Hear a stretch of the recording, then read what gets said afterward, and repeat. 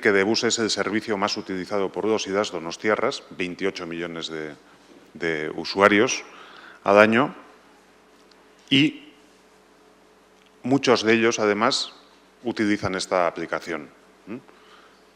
60.000 descargas, dauden aplikazioetatik deskarga gehien duena. Beraz, hor bai azpimarratu nahiko genuke aplikazio honek duen batez ere baliogarritasuna, zergatik azkenean jendeak erabiltzen badu da baliagarri delako zalantzarik gabe. Tenemos el tema que creemos que es interesante, la posibilidad de configurar distintas alarmas.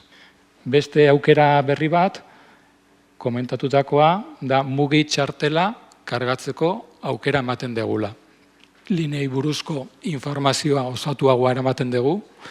Otra funcionalidad que creemos que va a ser muy utilizada o por lo menos estimada por parte de personas que tienen ciertas dificultades a la hora de leer el texto o el mensaje que aparece en la app es que vamos a dar la información de tiempo de llegada del autobús de manera sonora. L5 a Venta Benil, 1 minuto salida.